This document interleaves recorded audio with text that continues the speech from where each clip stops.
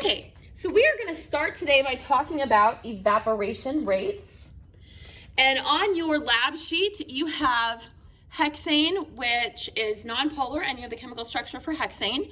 You'll notice how consistent it looks. It's the same all the way through. We've got a chain of carbons, and all of those carbons are surrounded by hydrogens. Nice nonpolar molecule. Then we have, this is isopropyl alcohol. We're actually using ethanol, which is what this is a picture of. This is actually a picture of ethanol. If you look, isopropyl should have 3 carbons. This only has 2. Okay, so this is actually ethanol, and that's what we're going to use. This one is a polar covalent compound. It's the same idea. It's a string of carbons with hydrogens all around it, except we have this little OH group over here, and that's what makes this polar. Then we have water, H2O, which you're very familiar with. This is an extremely polar compound. We have oxygen with hydrogen. Okay, please remember from your intermolecular forces notes, there are 3 types of intermolecular forces we can have, and you need to identify which one would be present in each of these molecules. So nonpolar substances, the only force of attraction they are going to have between molecules is the London dispersion force. It's the weakest of all of our forces. Anything polar is going to have a dipole-dipole force, which is the medium strength intermolecular force. And then any of our polar compounds where you have hydrogen bonded to an oxygen, nitrogen, or fluorine is also going to be exhibiting hydrogen bonding, which is the strongest of our intermolecular forces. So take a moment and look at these structures and decide what intermolecular forces are present. I am going to start with hexane, and what I'm going to do is I am going to put a drop of hexane on my paper towel, and as I do so, I'm going to start the timer, and I will stop the timer when it evaporates completely. So here we go.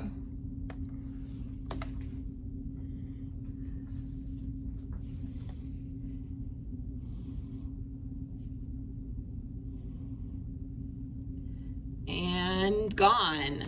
Okay, so if you will record the time for that one, it took 12 seconds for the hexane to evaporate. All right, I'm gonna reset my timer. And we're going to do the ethanol next. And again, I will start the timer as soon as I place the drop of ethanol onto, oops. I may have just dropped a Q-tip into the bottle. It's fine, it's totally fine. All right, I am gonna start the timer right as I do our drop.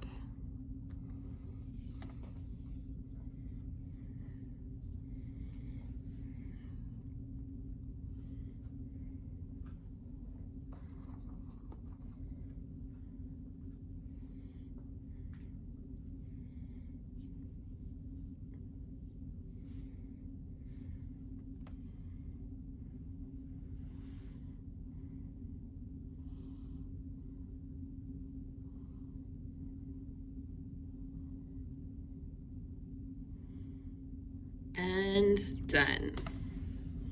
All right, so go ahead and record your time for the ethanol. We had that evaporate in 34 seconds. 34 seconds. All right, I'm gonna clear our timer, and we will do the water droplet last.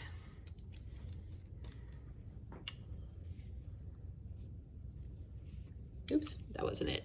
That was just me being messy. Okay, ready? Here we go.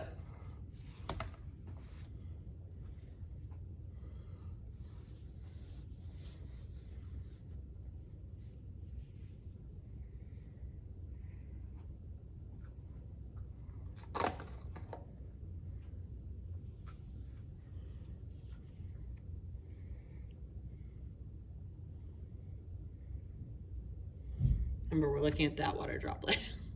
That was a boo-boo.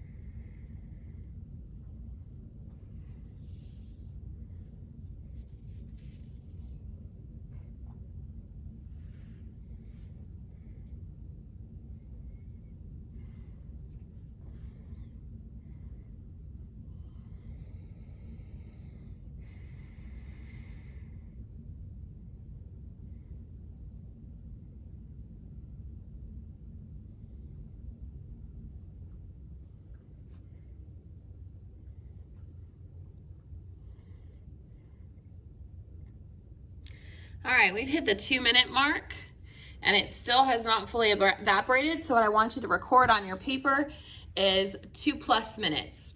Water droplet took more than 2 minutes to evaporate. Go ahead and answer your question.